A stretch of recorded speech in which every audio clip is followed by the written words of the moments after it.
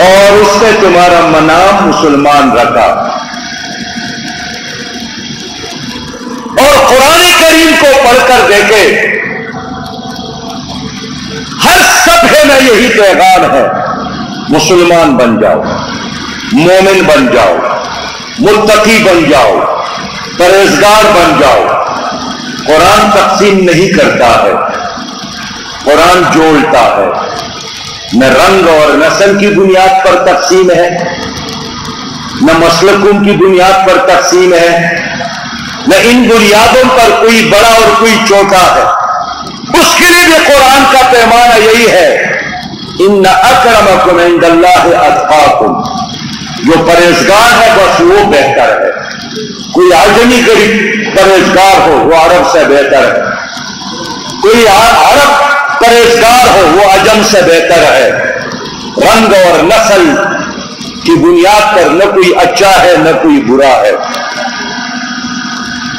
تو لوگوں، یہ اللہ کی سنت ہے کہ ہر زمانے میں اللہ تعالیٰ نے انسانوں کے رہنمائی کے لیے پہلے پیغمبر بھیجتے تھے، اور نبی آخر زمان کے رحلت کے بعد اللہ تعالیٰ ایسے تنظیموں کو اٹھاتا ہے، شخصیات کو اٹھاتا ہے کہ جو دین کو زندہ کرتا ہے، دین کو اصلی رنگ میں پیش کرتا ہے. تو جماعت اسلامی پاکستان کوئی نیا کام نہیں ہے، یہ اس کام کا ایک تسلسل ہے جو ان تمام انبیاء نے اپنے اپنے زمانوں میں انجام دیا ہے. لوگوں، جماعت اسلامی کی تنظیم سید ابوالعلا مودودی رحمت اللہ علیہ نے رکھی، بنیاد رکھی. کیا ضرورت تھی؟ مولانا نے خود فرمایا کہ میں نے ایک طویل عرصے سے لوگوں کو پکارا اقامت دین کے لیے، کاش کوئی جماعت ہوتی میں اس میں شامل ہوتا. لیکن بہت ساری جماعت اور بہت ساری شخصیات موجود تھی، یا تو اپنے مسلک کی طرف لوگوں کو بلاتے تھے یا اپنی ذات کی طرف لوگوں کو بلاتے تھے. مولانا کا نعرہ یہی تھا: ان الحکم الا للہ، حکم اللہ کا چلے. لوگوں، دنیا پر استعمار کی حکمرانی آتی، کہیں فرانسیسیوں کا، کہیں اٹلی والوں کا، کہیں انگریزوں کا. 1923 میں خلافت کا خاتمہ ہو گیا، مسلمانوں کے بحر و بر پر استعمار نے قبضہ کیا. خود ہمارے ہندوستان پر صدیوں سے انگریز مسلط تھے، اور انگریزوں کی حکمرانی کے نتیجے میں لوگوں کا تصور دین تبدیل ہو گیا کہ جہاد تو ہے ہی نہیں. تقوی ایک خاص قسم کے کپڑوں کے پہنے کا نام، یا آنکھوں میں سرما لگانے کا نام، یا مسجد کے کونے میں بیٹھ کر اللہ اللہ کرنے کا نام. اور اچھا آدمی وہی ہے جو سیاست کی بات نہ کرے، جو اختیارات کی بات نہ کرے، جو اقتدار کی بات نہ کرے. ایسے ماحول میں سید ابوالعلا مودودی نے جماعت اسلامی کی بنیاد رکھی کہ دن بھر اور رات بھر لوگ مناظرے کرتے تھے کہ امین بالجہر جائز ہے یا خفیہ امین کہنا جائز ہے. انگریز کے جانے کے بعد یہ کہتا کہ پھر بھی مسلمانوں کو حکومت نہیں ملے گی، یہاں حکومت پھر اکثریت کی بنیاد پر ہندوؤں کو ملے گی. مولانا مودودی رحمت اللہ علیہ نے 1923 سے ایک کام شروع کیا تھا، الجہاد فی الاسلام سے، اور چلتے چلتے 26 اگست 1941 میں انہوں نے جماعت اسلامی کی بنیاد رکھی، جس کے بارے میں جناب حافظ ادریس صاحب نے، امیر العظیم صاحب نے بڑی تفصیل کے ساتھ آپ کو بتایا. لیکن یہ اللہ کا احسان ہے کہ یہ ساری جدوجہد، یہ جو 86 سال گزر گئے، یہ اللہ کی دین کے لیے ہے. ہمیشہ امت کی بات کی ہے, انسانیت کی خدمت کی بات کی ہے, لوگوں کو جوڑنے کی بات کی ہے.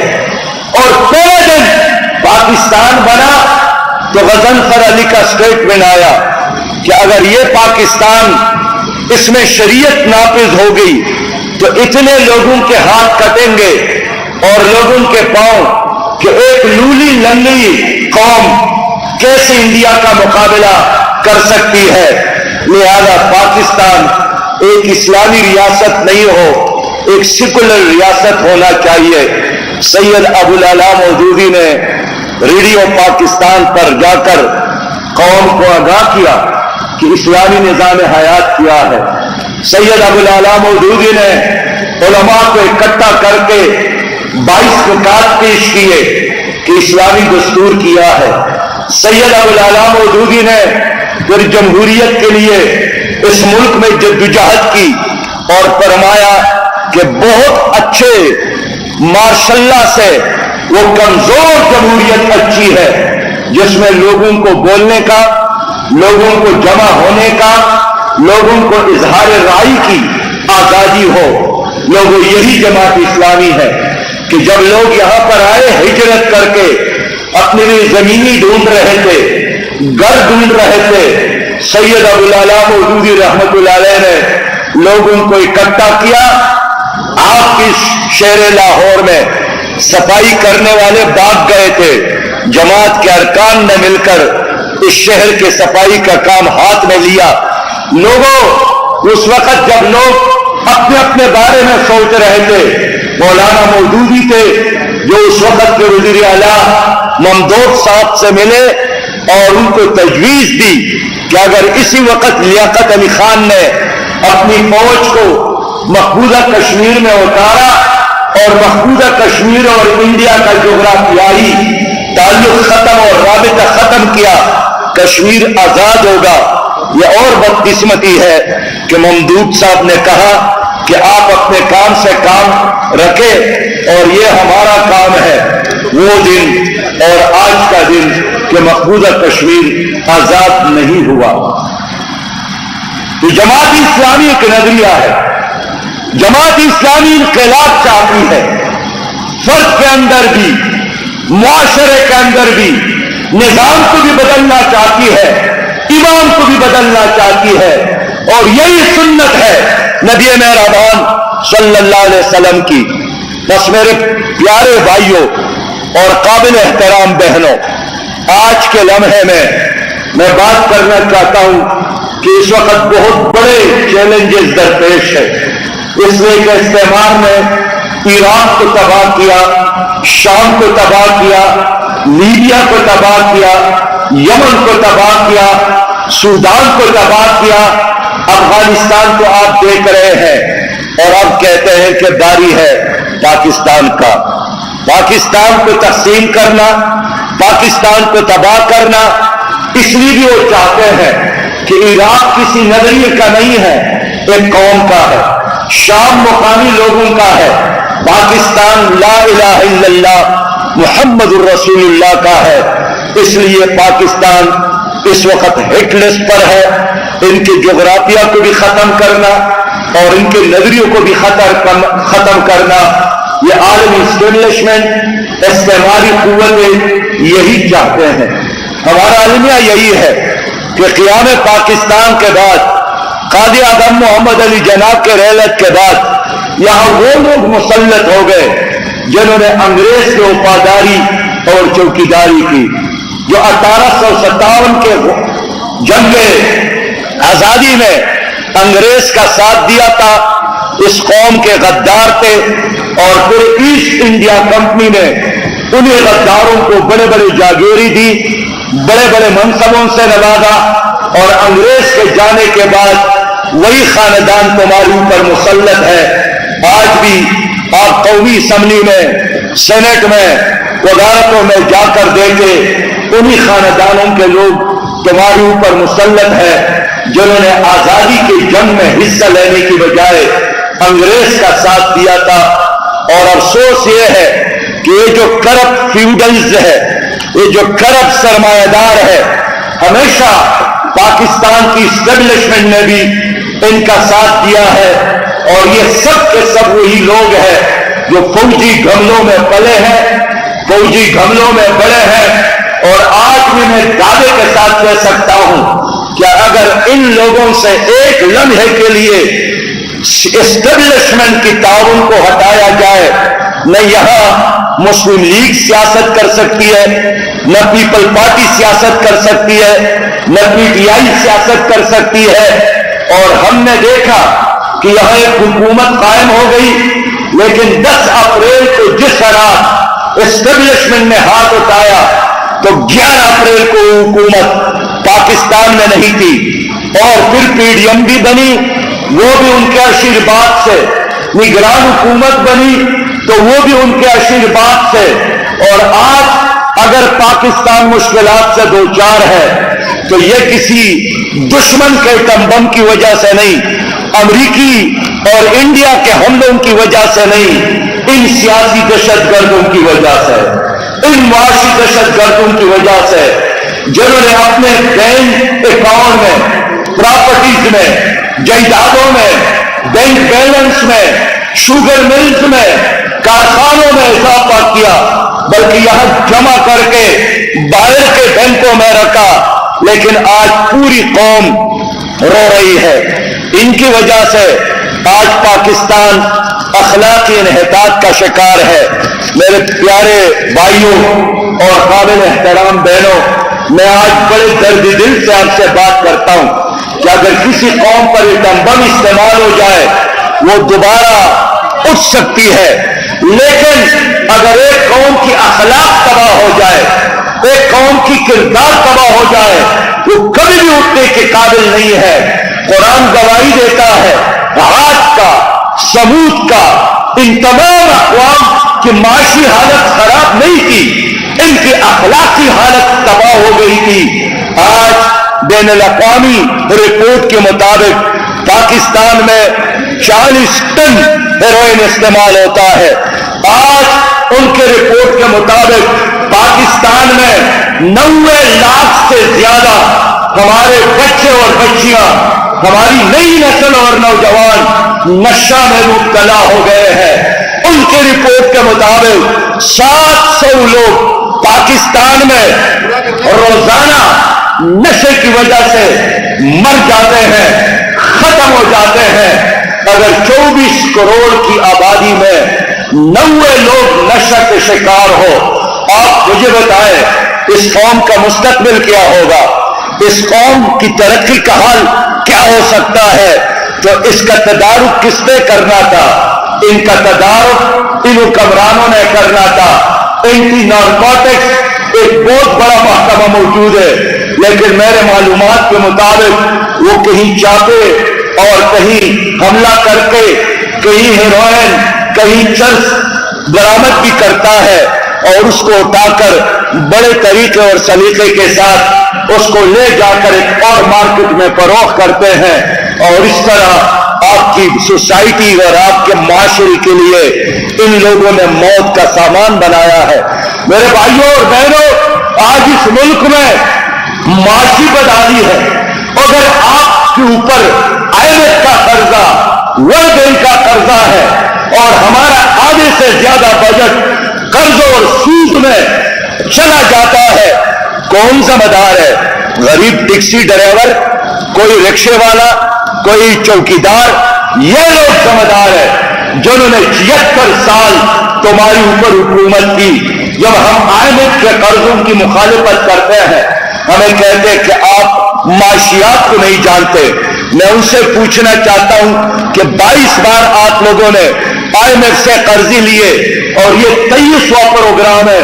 اگر اس کے نتیجے میں کوئی قوم ترقی کرتی تو اب تو ہم کم از کم کر جاتے، لیکن اس وقت بھی ہماری کرنسی نیپال سے، بھوٹان سے، افغانستان سے، بنگلہ دیش سے کرنسی کمزور، برآمدات میں ہم کمزور، زر مبادلہ میں ہم سب سے پیچھے، حتیٰ کہ جہاں 50 سال لڑائی ہوئی ہے افغانستان، ان کی کرنسی بھی ہماری کرنسی سے 3 گنا زیادہ مضبوط ہے. ہمارا آئین ہے، قرآن اور حدیث کا اصول بھی ہے، وہ پاکی شرعی عدالت کا ایک نہیں 2 بار فیصلہ بھی ہے کہ پاکستان سے سودی نظام کا خاتمہ ہو. لیکن اس کے باوجود بھی سودی نظام یہاں پر قائم ہے، جس کے بارے میں علامہ اقبال نے 1931 میں فرمایا تھا کہ ای بنو ای فکر چالاک یہود، بن ان کا یہ نظام چالاک یہودیوں کا نظام ہے. تانور حق از بند آدم ربود، تاکہ آدم کی سینے سے نور ختم کرے. اقبال نے فرمایا تھا کہ تاتہ و بالا نہ گردد ای نظام، دین و دانش و تہذیب سودائے خام. جب تک آپ اس سودی نظام کو تباہ اور برباد نہ کرے، دین کی بات کرنا، دانش کی بات کرنا، تہذیب کی بات کرنا سودائے خام ہے. لیکن میں آپ سے پوچھنا چاہتا ہوں، پیپل پارٹی کی حکومت رہی، سودی نظام، پھر مسلم لیگ کی حکومت رہی، سودی نظام، پھر پی ٹی آئی کی حکومت بنی، سودی نظام، پھر پی ڈی ایم کی حکومت بنی، جس کا سربراہ ایک بہت بڑے عالمی دین مولانا محترم تھے. اب تو سودی شرح 22.7 تک پہنچ گیا ہے.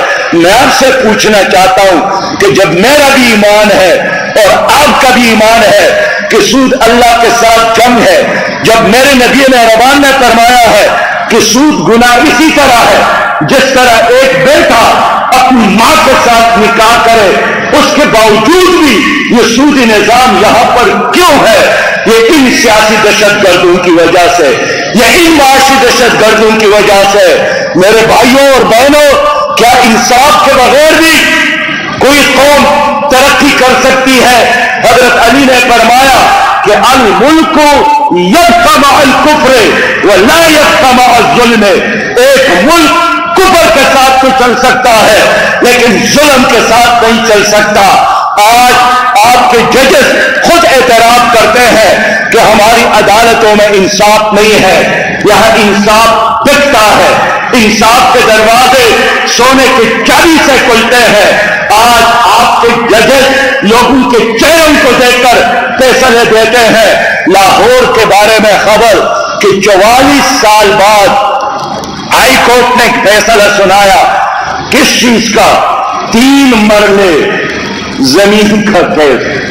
3 مرلوں میں 2 آدمیوں کا جھگڑا تھا، 44 سال گزر گئے. سپریم کورٹ نے وادہ کے ملازمین کا ایک کیس سنایا اور جب اعلان کیا کہ اکبر خان کو بلائیں، وہ جیت گئے، ان کو مبارکباد دینا چاہتے ہیں. اتنی طویل لڑائی اس نے لڑی تو پتہ چلا کہ 5 سال ہو گئے جناب اکبر خان دنیا سے رحلت کر گئے. یہ انصاف کا نظام ہے. جس ملک میں انصاف نہ ہو وہاں ترقی کرنا، سرور اور سکون اور امن کا خیال اور تصور کرنا بھی پانی پر لکیریں کھینچنے کے مترادف ہے. لوگوں، میں گزشتہ دنوں آپ کے اس شہر میں رضوانہ بیٹی کے ہاں گیا. رضوانہ بیٹی 13 سال کے، اور غربت کی وجہ سے ان کی والدہ شمیم صاحبہ نے بتایا 13,000 روپیہ میں ہم نے جج کے حوالے کیا تھا کہ یہ آپ کے گھر میں محنت کریں گے. شمیمہ نے مجھے بتایا، مجھے فون آیا کہ اپنی بچی کو لے جاؤ.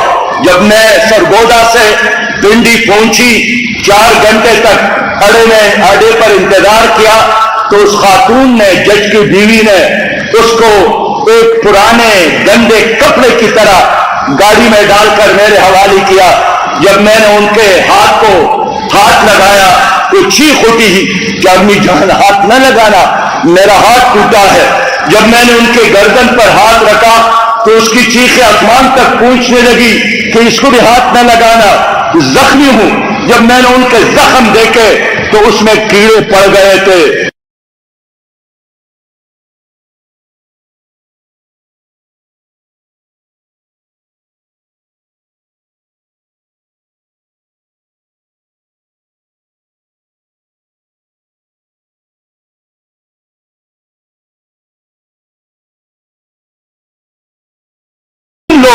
جرم کسی اور نے کیا ہے ان کو سزا ملنی چاہیے. وہ گرفتار بھی ہوا ہے, اس کے باوجود بھی ایک پوری سوسائٹی کو نشانہ بنایا گیا. کیا پاکستان اس لیے بنا تھا کہ اس میں اقلیتوں کی حقوق کی کوئی تحفظ کا سامان نہیں ہوگا؟ میں رانی پور گیا, فاطمہ کے گھر گیا, اتفاق سے ان کی والدہ کا نام بھی شمیم اور ان کے والد کا نام بھی ندیم تھا. 10 سالہ بچی ایک جاگیردار کے گھر میں کام کرتی تھی. ویسے تو ہمارا آئین یہی کہتا ہے کہ آپ نابالغ بچے سے کام نہیں لے سکتے مزدور کی طور پر, لیکن بے چارگی کی وجہ سے, غربت کی وجہ سے, مجبوری کی وجہ سے لوگ اپنے بچوں کو ان جاگیرداروں اور پیروں کے گھروں میں حوالہ کرتے ہیں.